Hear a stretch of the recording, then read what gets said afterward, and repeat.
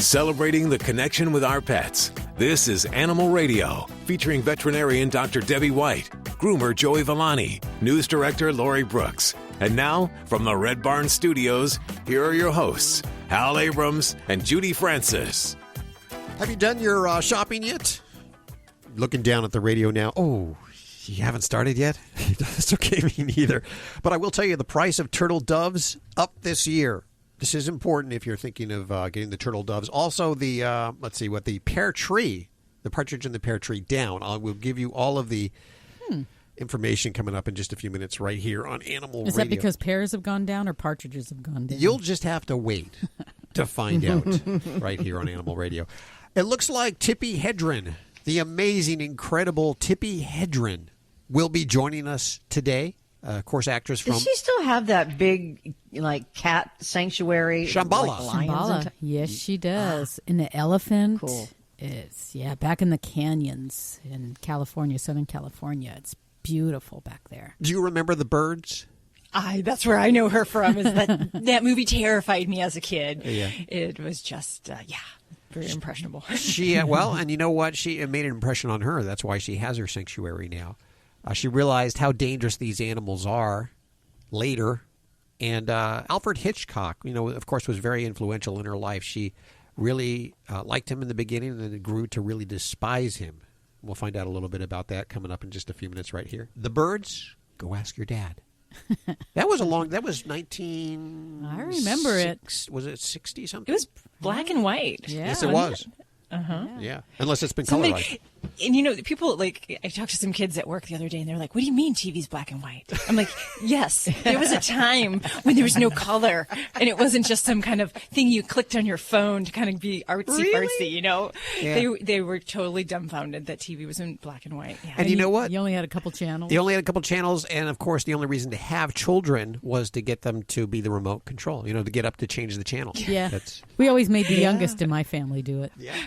And the piece of cardboard you had to shove in the little dial to try to keep the channel. I don't know if that's just in my house. The coat hanger out the coat end. hanger. Yeah, the coat hanger rabbit ears. Damn, we're old.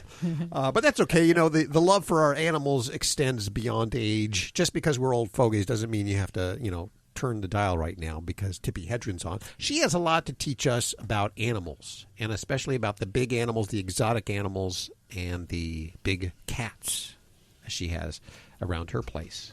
We got to spend some time over there. Yes, we did. We've been out there to her facility, and she gave us a tour. It was just amazing. We actually got to stay the night there, and I remember hearing all of the animals late at night. Oh, and like I said, they're in the canyon, so they echo off the canyon walls when the lion would roar and the elephant would trumpet, and it was just... Wow. It was wow. You see, I wonder how that affected Melanie Griffith. Because, of course, Melanie Griffith is Tippi's daughter. Mm-hmm.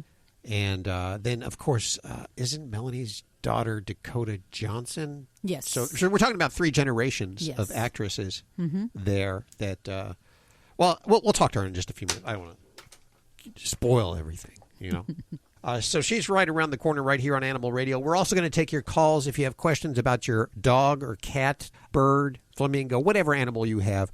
Dr. Debbie is very well-versed. She practices in Las Vegas, so that should tell you just how well-versed she is. She deals with all kinds of strange animals, both two- and four-legged. What are you working on over there, Lori?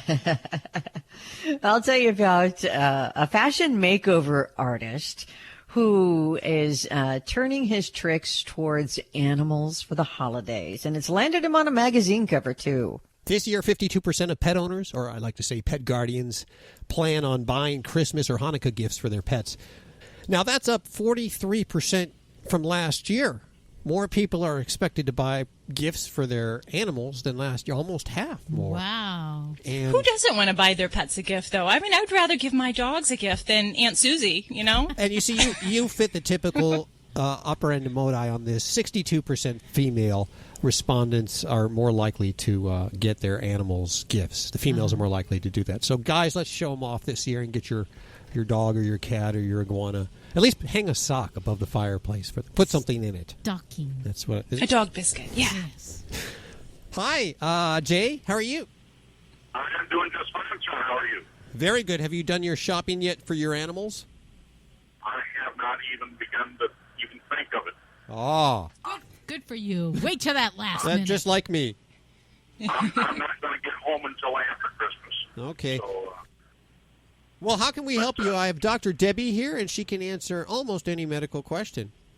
well, I hope so, Dr. Debbie. I have a 10-year-old Yorkie, although we think he's more of a Silky Terrier than a Yorkie. He has a, I guess using Lottie's language, his penis just hangs out. Does not withdraw like it used to. Okay. And that's just a problem you're seeing now as he's older, or has that been going on and off? Pretty much on and off for the last year. I don't really think it's gravity or... Okay. And I'd say, I mean, we have to get a little graphic here. So this is like Dr. Ruth for animals. But, I mean, is he having an erection? Put on an accent, please? Like, is he having an erection? Can I ask you if your dog is having an erection? No, he's been fixed when he was a puppy. Okay. So we do have another Yorkie, a female, but she's been fixed as well. So. Okay, so that's out of the picture. That's not anywhere in here. So, with a couple things come to mind for especially an older dog, and maybe one of the first things that I would look at if I had your little doggy in front of me is, because he is a Yorkie, silky type dog, we have a lot of hair, and one of the very common causes for a male dog to not be able to put their penis back into place would be that they can get hair caught around it. Ouch. Sounds horrible, but that would be something we can check very easily and very quickly with an exam. If that happens, it's kind of an urgent problem, so you need to make sure that's addressed right away. So if we're not dealing with something like that, in an older pet, there's some things that I look at. And I would definitely look at our prostate. I would look at the possibility for a lower back problem or some kind of neurologic problem, because sometimes that tells us if the circuitry isn't working right, we can see problems with the penis not going back into place. And then, there's other things, infections and so forth. So I would really focus on those issues, get a good genitourinary checkup with your veterinarian, and that might mean getting a urine sample and might mean getting the glove on and checking out some of those deeper parts. So, cover his ears if he's listening right now, because I don't We're want all him to turning know red here in the studio. I'm glad this is radio. I had to cover Hal's ears. Yes. Hal, you are turning 10 shades of red there. I'm sorry about that. Here, I'm just going to hide. Sorry about that, Jay. But really, I mean, this can be a sign of something medically wrong that we would want to get addressed. So, and some of the other clues we might look for is if we are seeing problems with a back issue, we might see problems with trouble getting up and down, maybe back pain when he's touched in the lower back area, things of that nature. And it's not unheard of to, even get some infections in the urinary tract. So those kind of things we can treat. So I would say first and foremost, and I know you probably all get tired of me saying this, but I would get him to your vet and get a good checkup here, because there are some things we can definitely turn around and get on the improvement. And, if it's something simple like some hair issues, boy, that's a quick fix, and that's a happy fella very quickly. So you can make him much more comfortable there. All right. I shall get him in for a checkup then. I appreciate it. All righty. Thank you. Thank you so much, Jay. We appreciate you listening. This is Dr. Debbie. We're all waiting here for your call. Hi, Laura. Hello. How are you today? I'm great. How are you? Good. Where are you calling from? Maryland. Well, I've got the good doctor here. How can we help you? Well, Hi, Laura. I didn't want to over-vaccinate my 3-year-old huskies, but I didn't know what you thought about rabies. And whether we should do that all the time, and because she also will sometimes get rodents or what have you to get in the yard. Okay. Well, definitely. I can understand the concerns. Everyone's, we don't want to do too much to hurt our pets. So there's a good point with vaccinations, and there's a concern level. At 3 years of age, if we have pets that are going outside, I guess I'm going to stick on the side of preventative medicine, and I think that vaccinations are going to be very important for your pets. All that being said, there's other things that we want to deal with as well. Now, rabies vaccination is a very big concern, and rabies is a huge problem across the country. So it is not something that I would ever recommend somebody just opt out of because they were choosing to. There might be some medical conditions where we might say, maybe this might be dangerous for the pet, but that's the rarity. For the average pet, rabies is a very big, real concern. And in fact, there are stories all across the country of even puppies, kittens that come in and we find out have rabies, that they've been exposed to a wild animal, an infected animal, and sadly they're put to sleep. It's a human health concern, so I really don't play around with rabies. Other vaccines are definitely important as well, but I'd say for what you're describing, if your dog is hunting critters that are coming into the yard, I would also want to make sure that we're doing regular deworming, because there's a lot of these wild critters, rabbits, rodents, that can carry disease. So we want to make sure we're treating regularly for intestinal parasites. Fortunately, for most dogs, if we're giving a monthly heartworm preventative, many of those products actually take care of that kind of deworming as well. I mean, as far as, is there any other health concern that they currently have that you're concerned about vaccination? None at all. I just didn't want to overdo anything. Yeah, I'd say make sure we keep those pets healthy there, Laura, with the regular vaccination protocol and then the deworming. So thank you for your call today. You're listening to Animal Radio. Call the Dream Team now with the free Animal Radio app for iPhone and Android. Is diabetes keeping you from enjoying life's special moments? At US Med, we understand the challenges you face, and we're here to help. With US Med, I can finally manage my diabetes without it managing me. US Med offers a wide range of services to simplify your diabetes care. Personalized care plans, convenient access to cutting-edge diabetes tech, and knowledgeable support. Plus, we'll check your insurance so your diabetes care may be covered at little or no cost to you. With US Med, I feel confident and control of my diabetes. I can finally live my life to the fullest. Don't let diabetes hold you back. Choose US Med and experience better birthdays, better adventures, better anniversaries, and better everything. Call now. US Med. Better service, better care. 800-434-5019. 800-434-5019. 800-434-5019. That's 800-434-5019. You're listening to Animal Radio. Call the Dream Team now with the free Animal Radio app for iPhone and Android. It's Animal Radio, celebrating the connection with our pets. Have you done all your shopping for your pets yet? I've Judy, done all my shopping for everybody. Really? Yes. I'll be starting in about a week. Come on. What's amazing is that not only have you done your shopping, but you have booked the show for the rest of the year. Today we are having Tippi Hedren, actress Tippi Hedren, or I should say animal activist.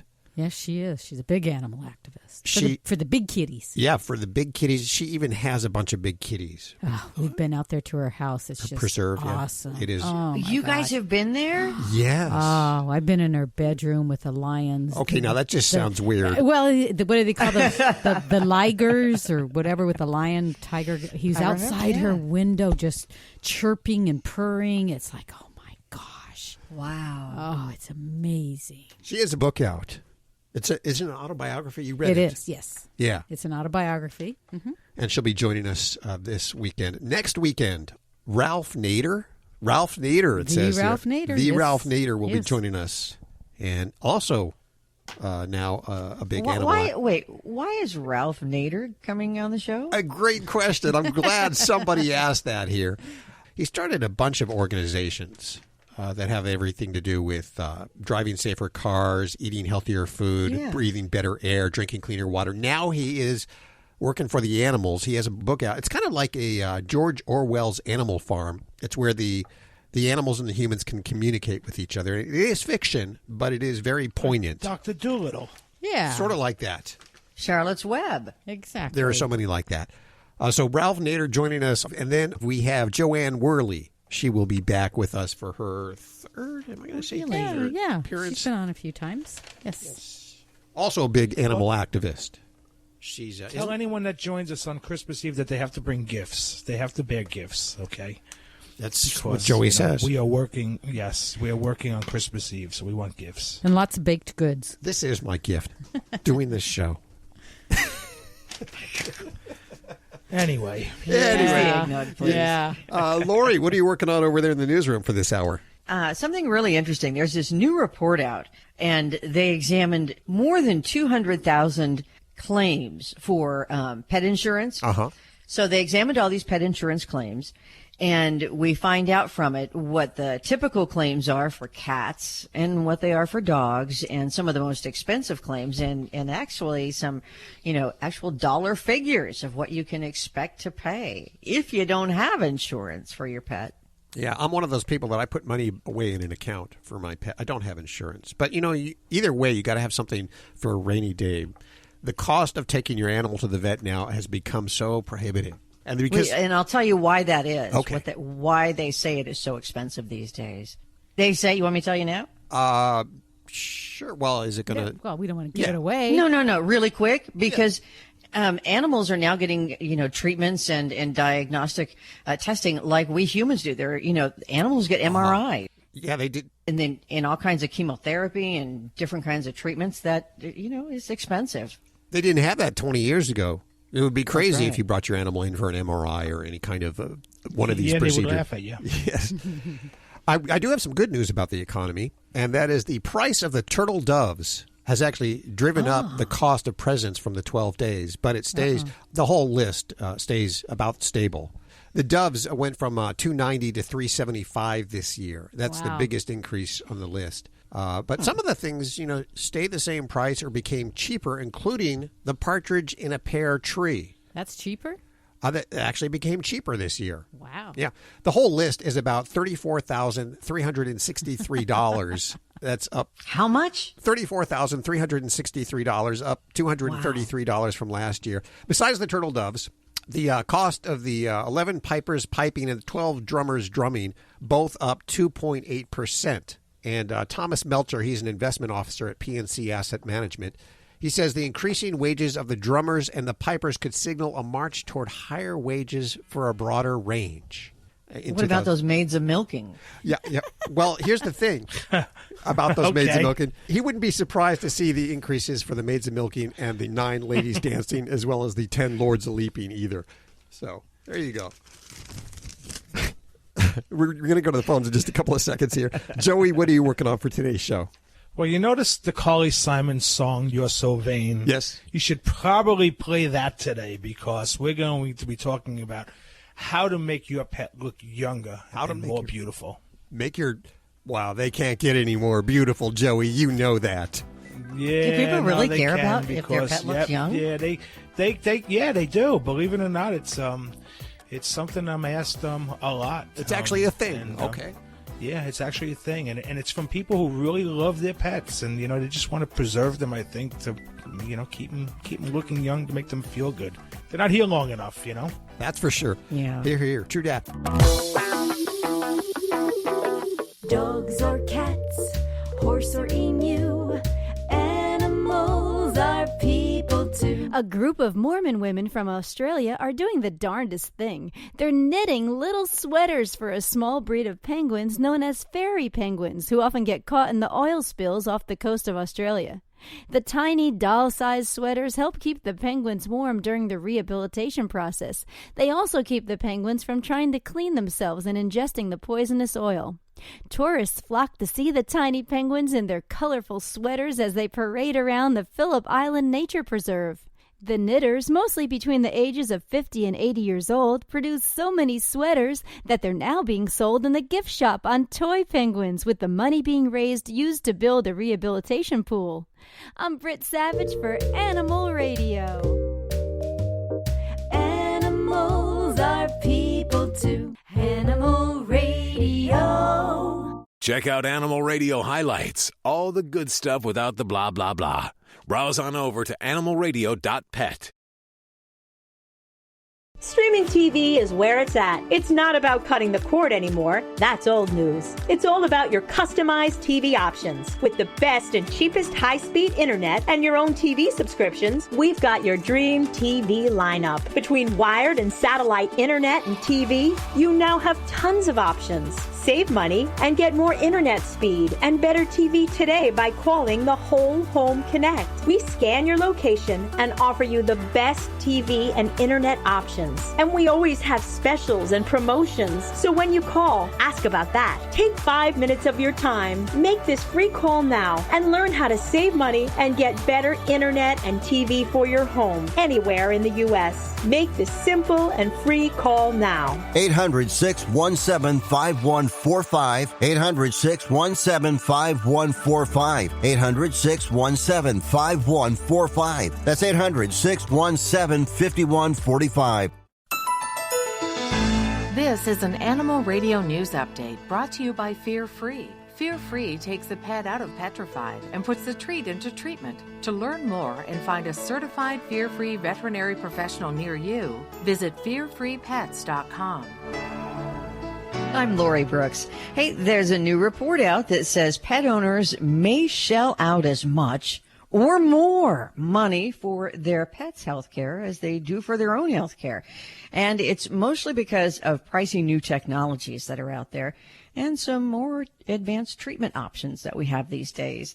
The report from Healthy Paws Pet Insurance crunched the numbers from 215,000 claims that were submitted by their customers during a one-year period.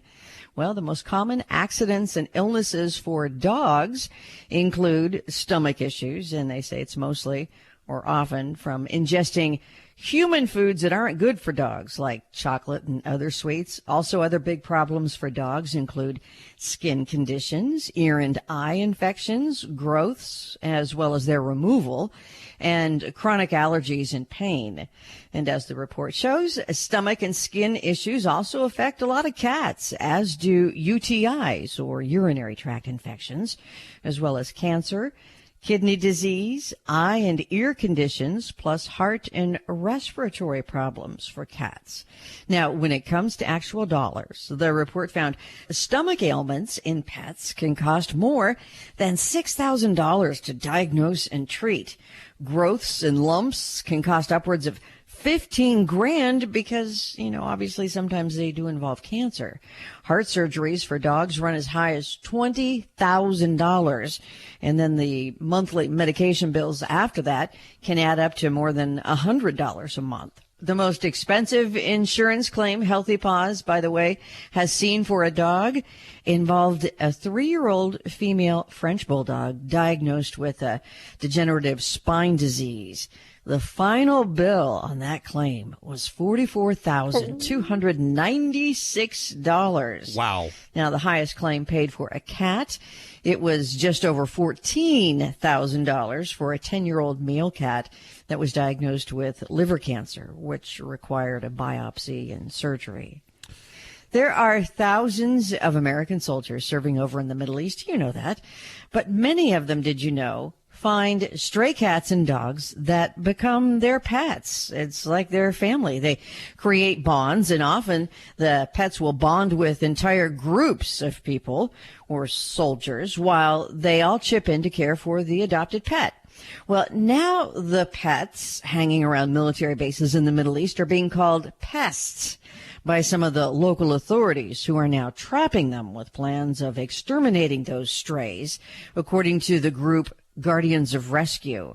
The soldiers wanting to save their beloved pets have reached out to the organization, which has since started collecting donations for their mission, starting off to rescue 5 pets of soldiers and groups who will be picked up over there in the Middle East and then flown back here to the States, where those 2 cats, 1 kitten, and 2 dogs will be waiting for their military pet parents when they return from duty. I'm Lori Brooks. Get more breaking animal news anytime at animalradio.com. This has been an Animal Radio News Update brought to you by Fear Free. The veterinarian isn't typically thought of as your pet's favorite place to go. With Fear Free, that all changes. To learn more and find a certified Fear Free veterinary professional near you, visit fearfreepets.com. This is Jerry Seinfeld saying Happy Holiday, Happy New Year, Happy You, and see you next year. You're listening to Animal Radio. If you missed any part of today's show, visit us at animalradio.com or download the Animal Radio app for iPhone and Android. It gives me great pleasure to bring to you Joey Villani, the dog father, on Animal Radio. Looking festive as ever, wearing one of those Santa shirts. Or sweaters, Yes, sweaters. Yes, one of those real, cheap Christmas sweaters. It doesn't look cheap. They're called ugly Christmas sweaters. What? I wasn't saying that your sweater was ugly, and I think Lori will attest to that.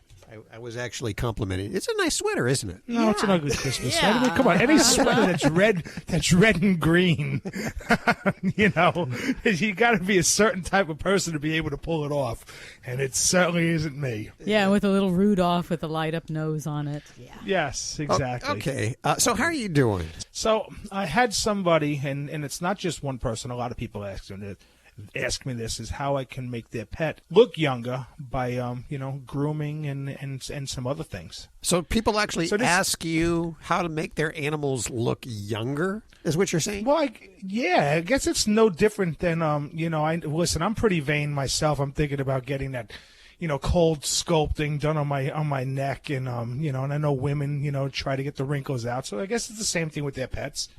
So this is what you could do. First off, it's professional grooming that needs to be done in this case, but you could direct your groomer more or less and tell them what you want. If it's a dog that could have a haircut, now when I say that could have a haircut, because we have some breeds that really shouldn't, like short-haired breeds like Labs, German Shepherds, even though a lot of people get them trimmed, the haircut is not going to make them look any younger. But dogs that can be trimmed, if you keep them on the shorter side, they're going to look younger. It's going to give them more of that puppy look. Now, the best way I can explain it, because I was also had a lot of time in the music industry, as some artists got older and had long hair, they started looking really old, and then some of them would cut their hair back, and we would say, "Wow, you look 10 years younger." Well, it's basically the same thing. You keep it short, it'll look a little bit younger. The other thing you could do is you could do dyeing. Now, we've dyed muzzles. We've dyed complete dogs. I mean, you know what? If they're starting to gray, there's no reason why you can't dye them back to their natural color. I mean, it's, we do it to us. Why not to our pet? And if it makes you happier and your dog looks younger and everyone's happy about it, because if you're happy, I know your pet's happy. But it's a special hair color, right? Oh, yeah. No, definitely special hair color. It's coloring that's pet-friendly. Not that you couldn't use, believe me. I mean, in the old days, I would use just for men right on their muzzle. Okay, Joey Villani looking for the eternal fountain of youth, and as soon as he finds it, he'll share it with you right here on Animal Radio. Look at Lori's mouth; it's dropped to the ground. Her jaws slacked open. I don't even dye my own hair. Yeah, we've earned it. We've earned every gray hair.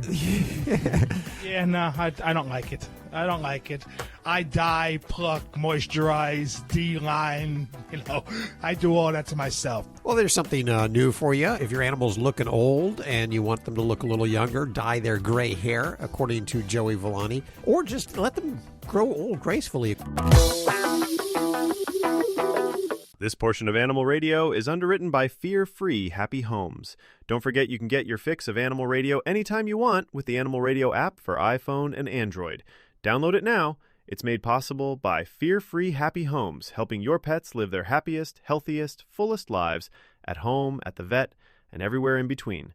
Visit them at fearfreehappyhomes.com. And thanks, Fear Free, for underwriting Animal Radio. Hello, Animal Radians. It's Robert Semro, your Pet World Insider, here with this week's Animal Radio list, 5 ways to give back to the pet world. During the holiday season, it's important to remember that the season is really about giving. This season, I thought I'd share 5 ways that you can give back to the pet world. My first way is one that may seem obvious. Here's a perfect way to avoid 3 ghosts visiting you on Christmas Eve and to make a huge difference for those in need. That's right, cash or a gift card. A cash donation, especially to a local organization that operates on a small budget, can make a huge difference. It gives them much needed funds and flexibility to continue their efforts. But cash certainly isn't the only thing that makes a difference, especially at this time of the year. One of the best things that you can give at this or any time of the year is your time. Like all organizations, rescue groups find themselves shorthanded at this time of the year because of holiday travel, events, and commitments.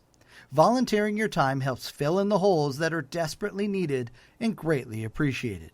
From walking and playing with pets to cleaning cages and more, every minute you spend volunteering can have a profound impact for that rescue group.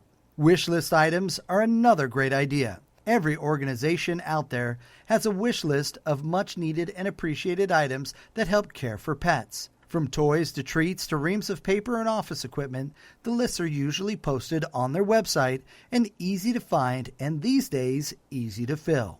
You can place an order at your favorite online shopping site and have it delivered directly to the rescue group.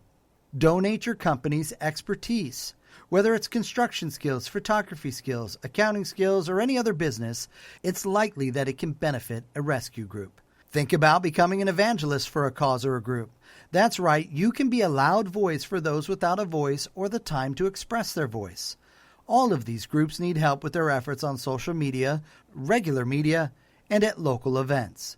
It's overwhelming to try to find the time to promote, share, and reach people on all of these different media platforms. One bonus way I want to share with everyone is to consider fostering a pet for the holidays. Many organizations have a unique program that specifically places pets in homes during the holiday season. This gives the pets a warm home, even if it's just for the holidays. It's also a great way for the pets to socialize and work on their interaction skills as well.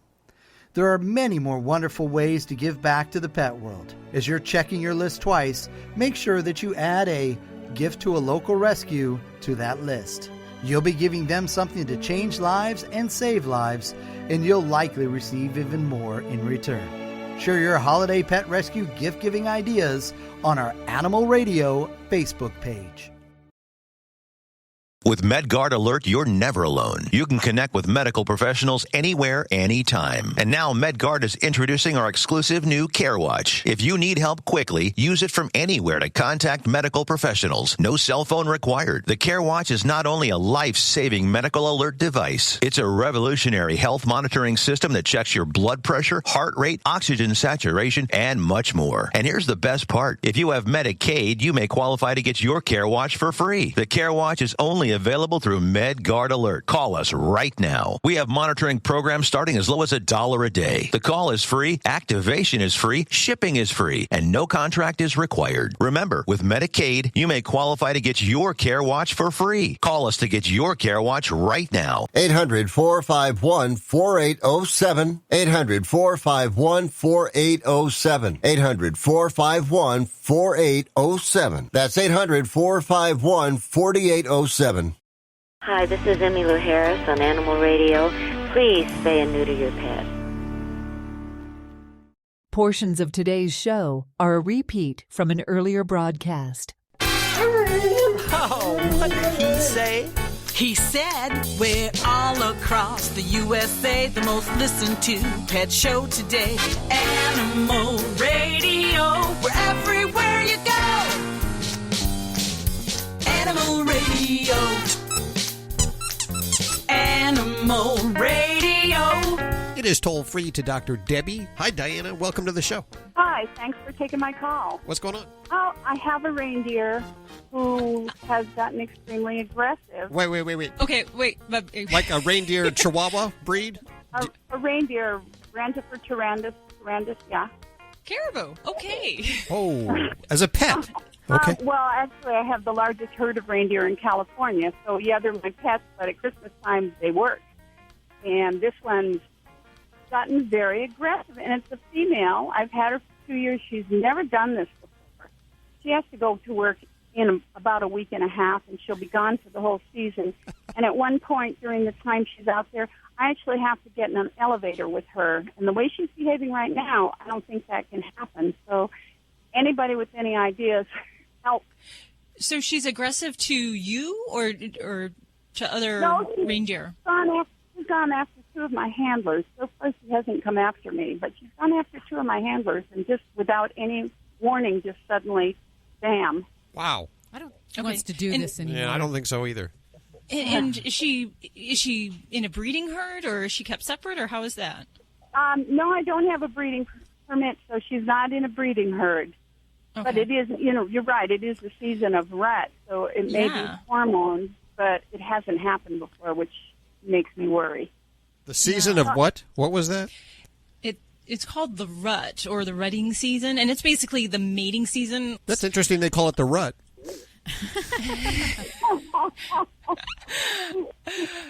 So, yeah, his antlers are going to drop soon, right? There we go. Yeah. No, so ignoring Hal here. I'm sorry, I can't get over it. Mrs. Claus is calling Animal Radio. So, I guess part of that would be, and I'm digging deep here because I'm going to be honest here with you, Diana. My forte is definitely small animals, so I'm pulling out some data out of my rotten brain cells from back in vet school here. But even though she may not be bred, certainly she may be showing some aggression from just being in that hormonal season. And in the winter months, the reindeer, I don't know if you've experienced this, but some of the females are actually far more aggressive, and if they're in a breeding herd, they're going to be even heightened in their aggression, and that's just because they're protecting their developing offspring. I guess this is going to fall into a little bit more of like herd management and population management. As far as I don't know within the scope that she's behaving or that she's handled right now, I'm not sure that her behavior is going to be very good for continuing that. I don't know if you're familiar with you may be already a member of the Reindeers Owner and Breeders Association. Yes, I am. Okay, because I do know that there are some resources with that group, with some folks across the country, and they might be, a little bit more skilled at how to manage the population aspect of things. But I got to say, gosh, you got to be careful there with your handlers. Well, yeah, I'm used to getting beaten up by the boys, but the girls, this is a totally out of character. Wow, I just don't think of reindeer as being aggressive at all. I mean, well, when their hormones kick in, they don't have any control over who they are. Yeah. Any deer, they're more dangerous tiger, I think, than they're. Yeah. Well, and we say the men with hormones are, they're equally as dangerous and dumb. No. Amen to that one, I guess. But anyway, I was thinking of putting, for horses, they have stuff that's got valerian in it, that's a feed-through type thing that I could mix with their pellets. And I wasn't sure if that would be something that would help her or not to level off a bit. That might be a possibility. And, some of the other things that I know for more topical or environmental treatment will be things like dilute lavender oil. I don't know how much that might help with the hoof stock, but, it would certainly be worth something trying. I was thinking if I could get some of those yellow mushrooms of the red spots, reindeer like, I could get her drunk and she'd probably be in a better mood. But oh, my gosh. She's counting down the days till the big day here. Yeah. Wow. Anyway, so yeah, I'm still working with her, but I'm not letting anyone else work in her. But I'm dreading the elephant ride with her, so that's the worst thing coming up. Once she gets where she's going, no one has to handle her, so she's strictly on display. But it's getting her in and out of the building and up and down the elevator that's a little bit unnerving to me right now with her behavior. So hopefully we can get it done. Well, my best wishes go out to you there, Diana. I mean, heck, I have some Great Danes that are hard to manage in the hospital. Getting a caribou into an elevator is going to be a challenge. Anyway, well, you guys have a Merry Christmas, okay? Yeah, you too. Hey, send us a picture. Will you send us a picture of your deer? Can you just? I sure will. I'd love to see. I send it to. Your voice at animalradio.com. Your voice at animalradio.com. We'd love to see that. We'll post that up at the website. And I've learned so much on the show today. Thank you from the listener. Okay. Take care of yourself. There you go. Mrs. Claus calling and very upset because her deer are aggressive this year. The female deer, because they're in a rut, which is exactly what I call it, the rut. You're listening to Animal Radio. Call the Dream Team now with the free Animal Radio app for iPhone and Android. We wish you a squeaky Christmas. We wish you a squeaky Christmas. We wish you a squeaky Christmas with no fleas in your ears We all love our dog toys. We all love our dog toys. We all love our dog toys. So bring one right here.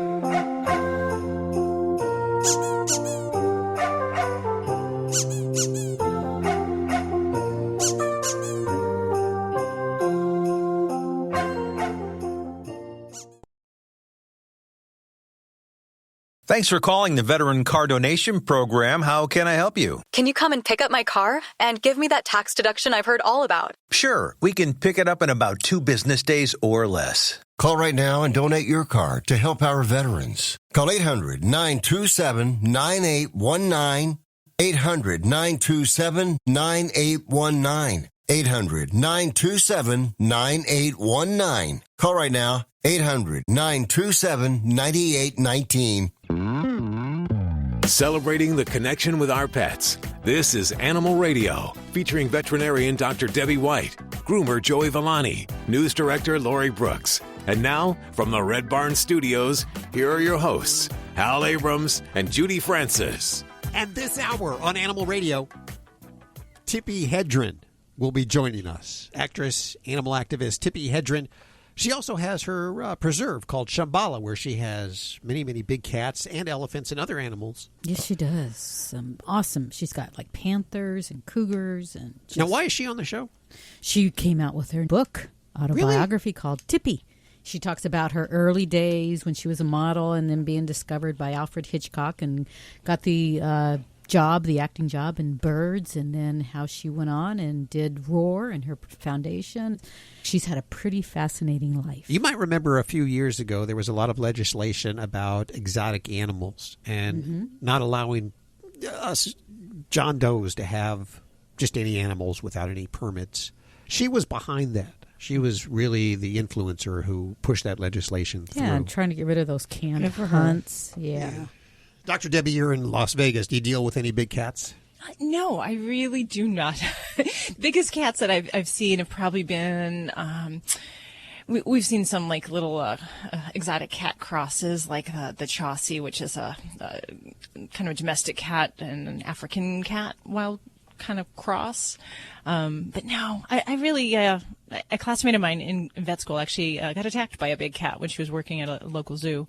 It kind of left an impression on me. So I have a healthy respect for big cats. And I give a lot of credit to people that can work with them, but you have to know the facilities that you have to support that. And I think that's a really important thing, that, facilities, knowledge, experience, and in being safe. Human safety is always number one. Well, I remember the big lesson that came out of Nevada there, in fact, Las Vegas, was Siegfried and Roy. These guys who have dealt with big cats their whole life and supposedly had trained them and had a good grip on them and didn't. So they can turn at any time. Mm-hmm. Yeah, I think that's the important thing to realize is these animals are wild animals. They may be trained, as what we call them, trained to perform certain tasks of skills, but they still are wild animals and they hold unpredictable natures. So got to respect that. I think about my cats; they're pretty unpredictable, and then I've pissed my cat off not meaning to, and it turned on me. Yeah, can you imagine if they were much, much bigger? Yeah, no. Okay, so if you have a big cat, small cat, medium cat, or any animal of any sort that you need questions answered by Dr. Debbie, now is the time to call, and we'll go to the phones in just a couple of seconds. Lori, what are you working on for the bottom of this hour? I'm going to tell you about a very, very interesting case. It's a murder case that is going to trial in which an animal may be a witness.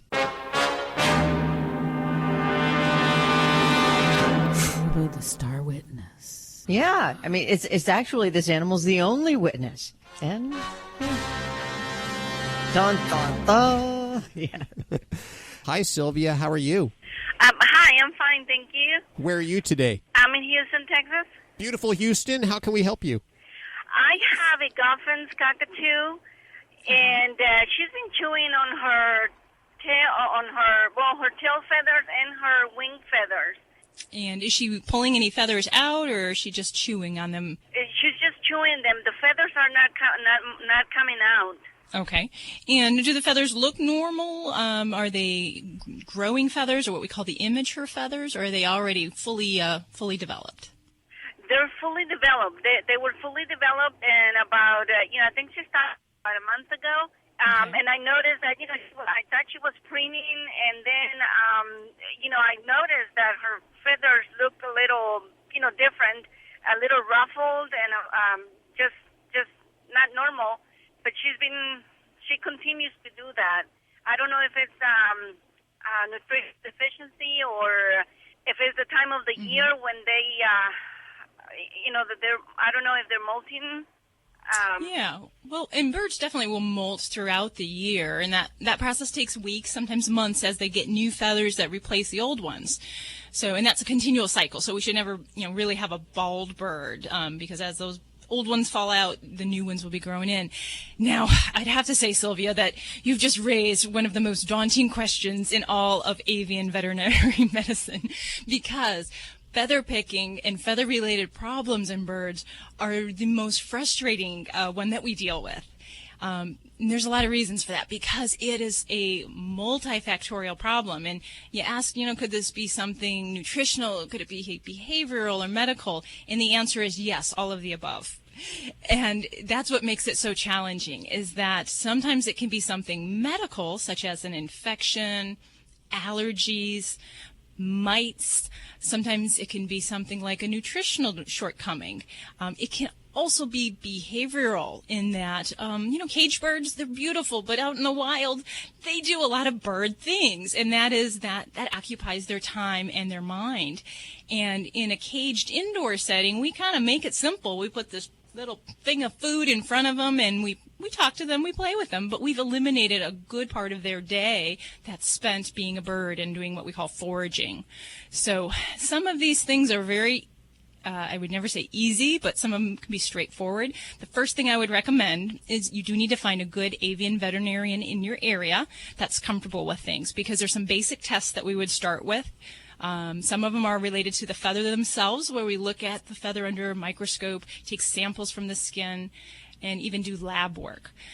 So all of that being said, there's an extensive history we go through if we're trying to help figure out if there's a behavioral related problem. But some simple things that I would say is, one thing that you can do is to try to enhance your bird's environment. And that can also help to decrease boredom and some of the feather picking related behaviors. So to do that, you basically have to think how a wild bird would act and eat, and I would offer some foraging opportunities for her. And that would be putting food on the floor, hiding it in little pieces of newspaper, and sometimes we'll even make like wood perches and drill holes and stick their food in there so that they get the opportunity to really think and work, kind of like a toddler, like putting blocks together. So we want birds to think about food that way. And then that helps to take some of their time and their efforts off of picking themselves. That may help you, but I think really you're going to need to see a good avian veterinarian and really get a little bit of some baseline ideas if we have something medical we need to try in addition to that. So I know that's not a lot of an answer, but it's the honest truth. Yes, I was already thinking about, taking her to a veterinarian. So, but I just wanted to just get some input from you. Okay. Sure, yeah. And I'd say that, depending on diet-wise, as far as if she's on seed or pellet or home-cooked foods, there's a lot we can get into that I probably can't cover all of the time limits where Hal gives me that look where he gives me the thumb, come on, speed it up, get off the phone. But there's definitely a lot of opportunity we can help your bird. But I'd say let's get you in the right channels and see if we can help your baby. We have Pinky on the... Hey, Pinky, how are you doing? I'm doing fine. How are you? I love that name. How'd you get that name? Actually, the day I was born, my grandmother gave it to me because I was so pink. And I'm 61, and I still have the name. Oh, I love it. Well, I have Dr. Debbie right here for you. What's going on with your animal? Well, I have a 14-year-old border collie, and she has bad genes. She's a puppy mill dog. And so I've had problems all of her life. But I got her when she was about a year old. Right now, the problem is I'm just want to find out what the best amount of exercise would be for her. She does have hip dysplasia, and she does have advanced arthritis. She does get a lot of care. She goes monthly and gets acupuncture, and she gets chiropractic care, and she's on Chinese herbs and also like glucosamine products, and has been since she was about 4. But what I'm wondering about is how much exercise she should get.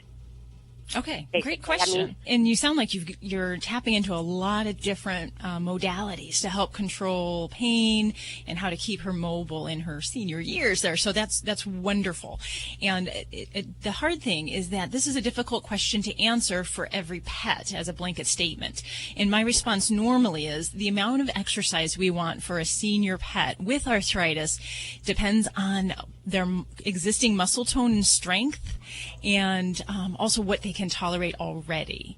So for instance, my 13-and-a-half-year-old dog, we usually get out for walks almost every day. And that's something that has helped to maintain some muscle mass. If we have a pet that has lost a lot of muscle tone because they can't move their legs as well and they're arthritic and painful, they're not going to have the stamina to withstand more lengthy exercise. So for some senior pets of that age, I might just say, hey, just take them to the corner and of the block and bring them home. And the ways that we determine how much is enough and not too much is really on how well the pet is tolerating it during the activity. So for walking, it's a weight-bearing activity. So, weight management is always somewhere in that therapy for dealing with arthritis and how to manage that. So we want to just make sure that when we're coming back and returning from our exercise that we're not lagging, we're not dragging feet, and we're not breathing excessively hard. If we're seeing any of that, then we need to cut things back in the activity. And in my guideline of 30 minutes is, for some old dogs, that is more than enough, and some others, 10 minutes might be more than enough. Now, swimming, warmer months of the year, swimming is fabulous. And an older pet, as long as we do this with supervision, they can help to maintain good muscle tone by doing regular swimming activity. And I'm much more apt to get a pet in a water treadmill during the cold months if you have that opportunity at a pet rehabilitation facility, or some pools actually have that for pets in their daycare facilities and such. So that might be something else that you can do to help maintain that muscle tone without putting a lot of stress on those joints that are, already achy and having some problems. Thank you very much. Hey, don't forget, you can get your fix of Animal Radio anytime you want with the Animal Radio app for iPhone and Android. Download it now. It's made possible by Fear Free Pets, taking the pet out of petrified. Visit them at fearfreehappyhomes.com.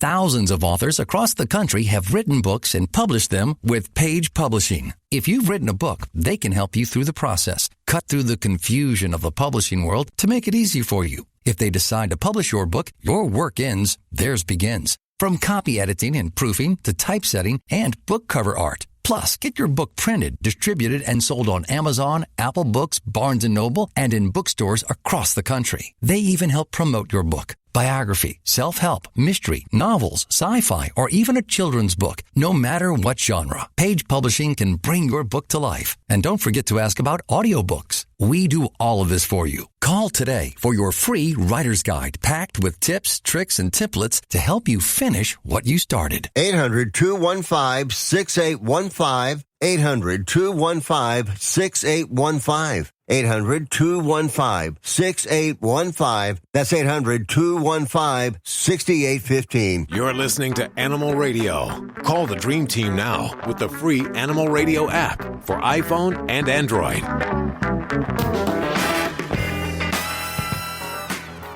It is Animal Radio, celebrating the connection with our pets, toll free to reach out to Dr. Debbie or to dog father Joey Villani. Okay. I'll call you back. And we're supposed to be speaking to Tippi Hedren. What's the deal? She's in the shower. She's in the shower? Yes. You called Tippi in the shower? Yes, I did. I interrupted her shower. Isn't that the way to make the phone rings? You get in the shower. Yeah. Yeah. So. And she answered in the shower. She did answer in the shower. I told her I'd let her, dry off? Yes. Wash the soap off and dry off. I'll call her back in a few minutes. Tippi Hedren. Actress, animal activist Tippi Hedren will be joining us in just a few minutes. Next week, Ralph Nader will be joining us, and Joanne Worley, actress and animal activist Joanne Worley. So we have quite a end of the year for you.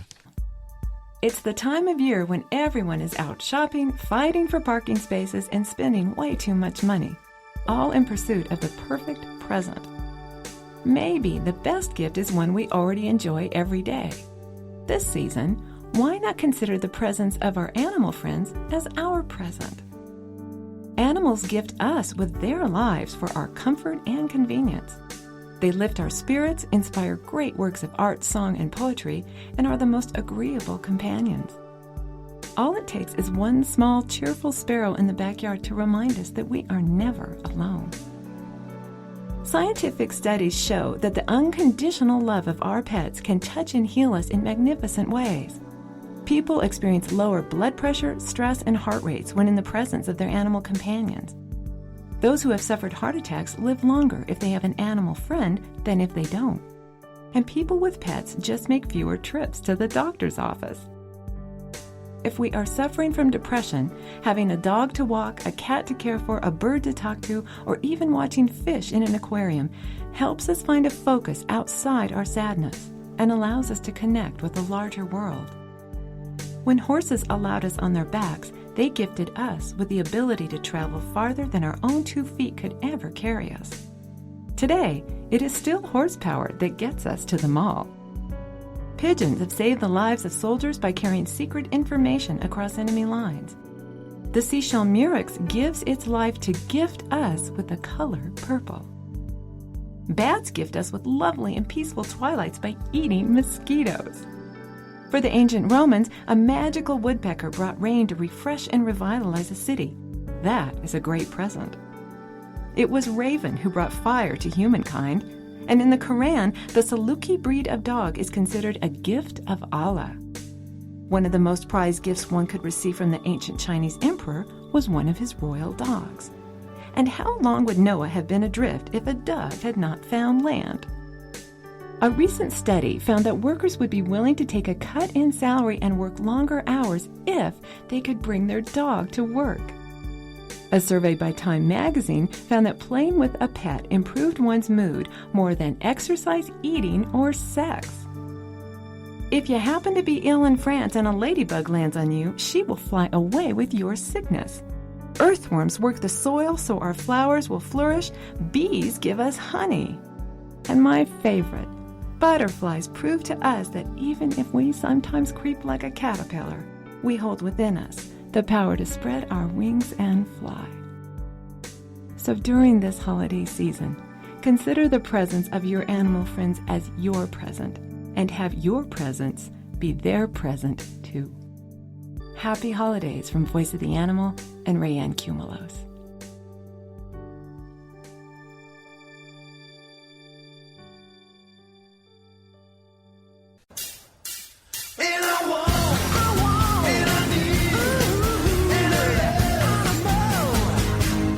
Vinny Pet, your party animal? Yeah, I'm still with you. Hit my local Petco to buy our fish Betty her Christmas present. I mean, why would you not have to pick her up a little something special? She is part of the family, and I want you to make sure you stick around next week. This is a 2-part party animal. This is part 1. It's a to be continued. But at Petco, grabbing Betty just a little something for the aquarium, a little accoutrement, a little new little palm tree for her little bowl. And I noticed up at the counter, I mean, Petco's obviously your go-to place, but I noticed up at the counter that they were selling dog and cat mints. They were in like little tins, like Altoid tins. And there was nothing farcical about it, nothing tongue-in-cheek about it. It was dog and cat mints. Now, maybe if it had a funny name like, Kiss Me, Ow. Maybe something like that. Oh, it's a little bit clever, but it wasn't. It just was in a tin, and it's a dog and cat mint. Now, I've said here before, I'm really not into those owners that basically make out with their pets. They think it means something to us when their cat leaps up onto the table. That alone, I don't think is acceptable. But when they proceed to basically French kiss the cat, I mean, I'm disturbed by that as it is. These mints are only going to encourage it more. Do they need good breath? I don't understand. What would we do without the saying, oh, that guy, he's got dog breath, man? We can't eradicate that. They're supposed to have bad breath. These are four-legged creatures that are supposed to have bad breath. So needless to say, I apologize to all of you out there who bought dog or cat mints for your pet, which leads us to be continued next week on Party Animal. Animal Radio, Vinnie Penn. You're listening to Animal Radio. If you missed any part of today's show, visit us at animalradio.com or download the Animal Radio app for iPhone and Android. Bring an animal home for the holidays. Give yourself a new best friend. Bring an animal home for the holidays. You'll thank yourself in the end. Bring an animal home for the holidays. Save a fellow's spirit from strife. Bring an animal home for the holidays and keep it for the rest of its life.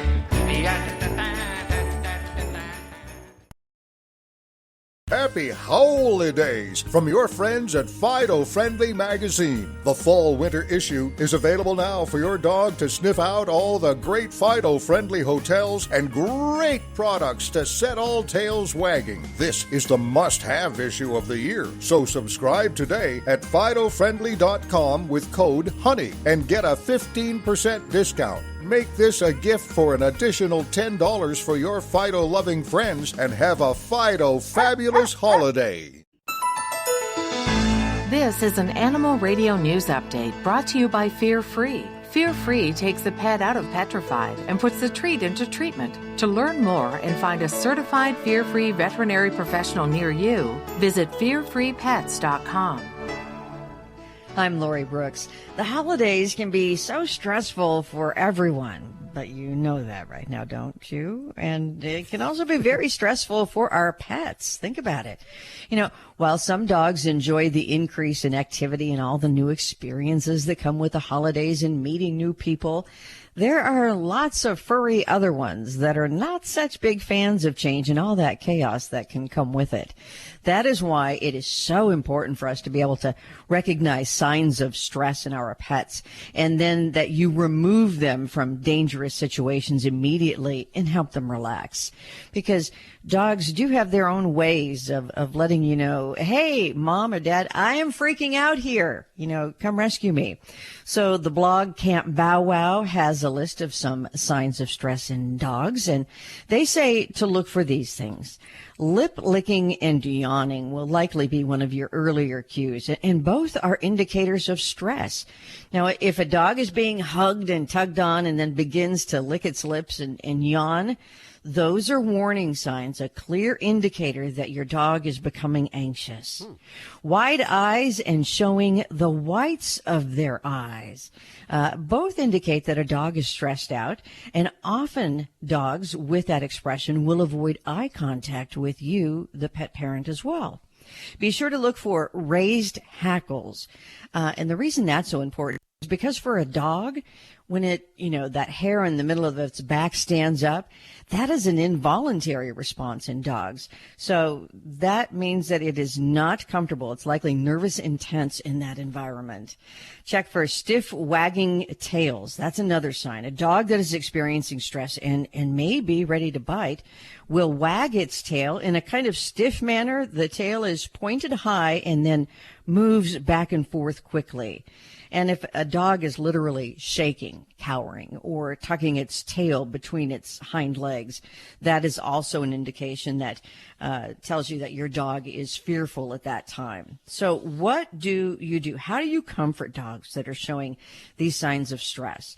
First of all, ahead of time, provide a safe space. So set up a crate in a separate room, set them up a bed, or even in another quiet escape part of the house where the dog can lie down and not be bothered. It is important to instruct everyone, those around the pet, to leave it alone when it goes off to its safe space. And then remove your dog from stressful situations entirely. If you witness any of the behavior that we just talked about, put them in that safe space that you have already prepared for them ahead of time. You can also exercise the dog before a gathering or chaotic times like parties and opening gifts with children. That will help them to tire and to relax more easily, maybe sleep through it. Or try a calming aid like slow-paced, maybe classical music. But, the light classical, if you get it on your cable channels. Natural calming sprays are also available. Thunder shirts work for many. And pet rescue remedies can also help take the edge off. Court proceedings, I have to tell you, Joey, I thought about you when I saw this story. These proceedings are underway in Newaygo County, Michigan, where a preliminary hearing has just been held for a woman accused of murdering her husband, and their parrot is the only apparent witness. Police say the couple's pet, an African gray parrot, witnessed the shooting and began repeating words from the victim just moments before his death. And this parrot has since been recorded saying, "Don't blanking shoot." And then the bird will mimic he doesn't say blanking, he puts the expletive in there. Yeah, sure. And then the bird mimics words of an argument between a male and a female.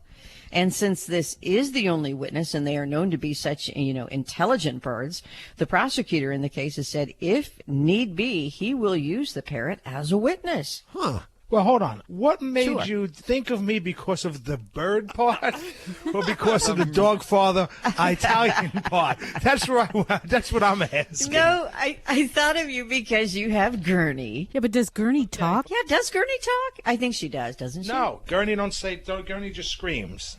Could you imagine if she repeated the things that you say? Oh, my gosh. Oh, God, no, I don't. Yeah, no, I don't have the cleanest mouth in the world, usually. So she just mimics your screams. I think she screams because she listens to me. It's like, enough, just scream. She's a cockatoo, right? Cockatoos can speak, but they're not like one of the birds like African grays that it just fluently comes out. She'll do anything else except, she'll probably ride a bike if you gave it to her. I'm Lori Brooks. Get more breaking animal news anytime at animalradio.com. This has been an Animal Radio News Update brought to you by Fear Free. The veterinarian isn't typically thought of as your pet's favorite place to go. With Fear Free, that all changes. To learn more and find a certified Fear Free veterinary professional near you, visit fearfreepets.com. You're listening to Animal Radio. If you missed any part of today's show, visit us at animalradio.com or download the Animal Radio app for iPhone and Android. It is Animal Radio, and it was about 2003 when we got the honor to drive the Animal Radio broadcast vehicle onto Shambala, which is a preserve run and started by Tippi Hedren. And we spent the night there listening to the lions and looking at the big cats and really starting to understand the plight of the big cats. And we welcome back for her probably third or fourth appearance, Tippi Hedren. Hi, Tippi. How are you doing? Oh, I'm doing well, thank you. And how are you? Doing splendid. Are you on a speakerphone? Well, yes. Would you rather I not be? You sound so much closer if you're not. Okay. Is that better? That is so much better. Okay. How are you doing? It's been such a long time. We got it. Yes. You have a book out called Tippi. It's an autobiography. Yes, I do. And I assume it tells all the story about Shambala. Well, it does, and a couple of other stories as well.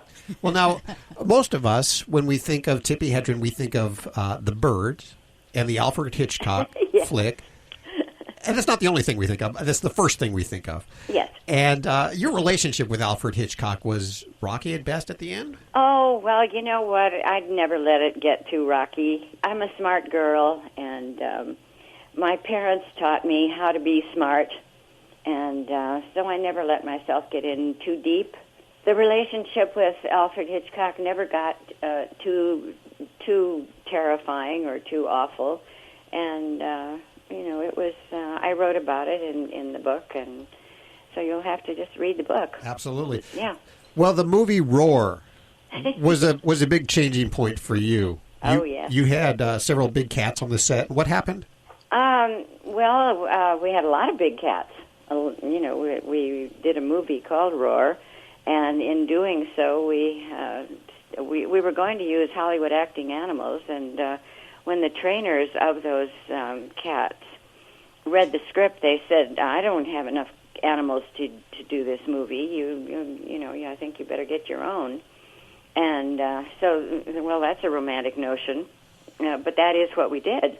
And at one point, we had close to 70 some animals that we had acquired to do the movie. Wow. And lion, tiger, leopard, mountain lion, all kinds of animals, and they were all rescues. And this became a real endeavor for us because our 9-month shoot took 5 years, and it became much more than a movie. It became a real issue as far as I was concerned. All of a sudden, why were all of these animals being born to become somebody's pet? And it was a huge business. And it still is. Well, not as much as it used to be, thank goodness. I mean, people are becoming a great deal wiser. I mean, these are apex predators, top of the food chain. One of 4 of the most dangerous animals in the world, and people are getting smarter.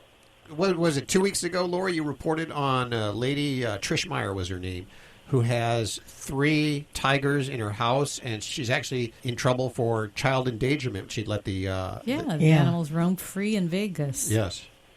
That was in Texas, and then they moved to Las Vegas. Yeah. Oh. Yeah, she's got to stop that. And that's that is insanity, because they are dangerous, and you never know when those instincts are going to kick in. And, it's a romantic notion. That's what it is. Does that have anything to do with why you started Shambala and the Roar Foundation? Oh, sure it is. Sure it is. Absolutely, that is why that is how it all happened. And we advocate absolutely do not purchase these adorable, darling little lion and tiger cubs to be running around your house, because they totally have the capabilities of hurting you very badly. And they grow up to be 400 or 500 pounds. How can you possibly manage that in your home? Or how do you have the space in your backyard to have this as a pet? Well, even some of these animals that you worked with for years, you weren't safe with them on the movie. There were some accidents, weren't there? Absolutely not. No, you will never hear me say they're a good pet. We're with Tippi Hedren, actress, animal activist Tippi Hedren. We're going to take a quick break. When we come back, we'll find out what it's like to live in and around big cats. This is Animal Radio. If you're a diabetic, we have great news. You can end the painful finger sticks with a new CGM. Plus, they may be covered by Medicare, Medicaid, or private insurance. If you use insulin or have had hypoglycemic events, you may qualify. Call US Med now to learn more. 800-434-5019. 800-434-5019. 800-434-5019. That's 800-434-5019. Hi, I'm Ed Asner. You're on Animal Radio. Spay or neuter your animals, you dummies. You're listening to Animal Radio. If you missed any part of today's show, visit us at animalradio.com or download the Animal Radio app for iPhone and Android. It's Animal Radio, and we are with actress, animal activist Tippi Hedren. So the animals that are at Shambala... They're all behind a fence, and nobody it goes in with them. Nobody has hands-on with them. Nothing. Where did they come from? They're all born in the United States to be sold as a pet. Oh. And how many of them were in the movie? Oh, gosh, I don't know. I honestly don't know. It goes up into, probably 100. Wow. How many animals do you have there now? About 40. And how do you fund paying for them? You just It's all donation. Okay. We're a 501c3. I formed the Roar Foundation, which is a 501c3, so that it's all donation, including my own. Are you still receiving animals? Yeah, but not like we used to. Fortunately, people are getting smarter. Well, I commend you. You tried to push legislation through, and some successfully. Oh, I was successful as well. But you received threats on your life when you did that? I did. Yeah, because it was going to, make life difficult for a few people who wanted to have these animals as a way to make money. It's a nasty business. Well, you are the matriarch of an entertainment family, to an amazing entertainment family. Melanie Griffith, was she exposed to the animals at all? Yeah, of course she was, because she's my daughter, and she was, and she was involved when we were first involved with the cubs, and she grew up with them, as did we. That must have been strange growing up with big cats like that. Yeah, and it was dangerous, but we learned very quickly and learned that they are not pets, and we learned that it's not smart to be involved with them. Well, it is so great to hear from you again. I encourage listeners to go out and pick up the book. It's called Tippi. It is the autobiography, and I'm so glad this came out. I got to say, I was a little surprised when I saw it. Oh, yeah? Yeah, I didn't. I just didn't expect it, I guess, is what I was thinking. Well, it's a page turner. I picked it up and thank you. I read right through it. It was very fascinating. Oh, thank you so much. I must say I enjoyed writing it. I have had an unusual life, and I hope the readers will enjoy reading it as much as I've enjoyed or been scared to death or whatever living it. And I have had an unusual life, I must say. And I've taken advantage of every door that opened for me. And you've opened some yourself. Yes, I have. In fact, when I wrote the book, I considered calling it The Open Door, because there are, all of us have doors that are open to us, and maybe someday I will write a book called The Open Door. Sometimes the door, you open a door and you look through it and you say, oh, that looks interesting. Or you open the door and you say, not going through that one. If you're smart. Let's go ahead and give away 10 copies right now of Tippi. If you're not lucky enough to get on through, please check it out on Amazon or go to your local bookstore. Pick it up. It's Tippi, of course, written by Tippi Hedren. Did you have any ghostwriters on this?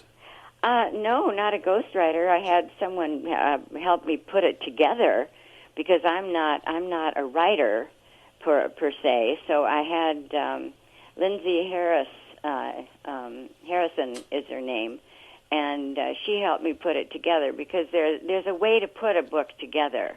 I told all the stories, but she did it.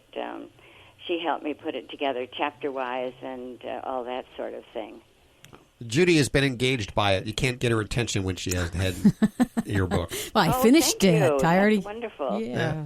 I'm delighted to hear you say that. A lot of people have said it. Thank you. Yes. Thanks for joining us today, and let's do it again, and let's not wait so long again, okay? Well, let's not. No, and I'm glad you feel that way about the book. I must say I've had an incredible life, and if I were to do it over, I probably would do it the same way. I want to encourage everybody to try to visit Shambala and go out there for the tour and the education, and it's a fantastic place. Oh, thank you. I live here. And so many people have said, Tippi, don't you miss living in the city? And I said, miss what?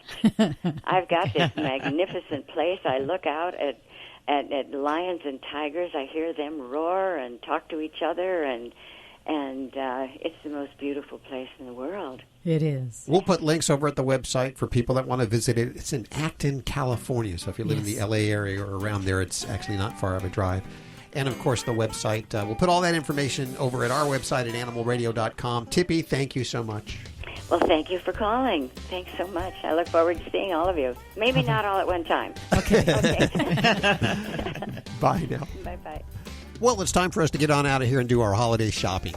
Oh, you've done yours already? We're just starting here at Animal Radio. Remember, you can find all those gifts that we were talking about earlier over at animalradio.pet. And in fact, if you need your fix anytime during the week, animalradio.pet's the place. You can also download the Animal Radio app for iPhone and Android. And next week, Ralph Nader will be joining us. Hopefully you'll be with us too. And then the following week, Joanne Worley. So we hope you'll be here for the next few weeks and forever, pretty much. We feel real lonely if you don't show up. Have yourself a great week. Happy holidays. Bye. Holidays.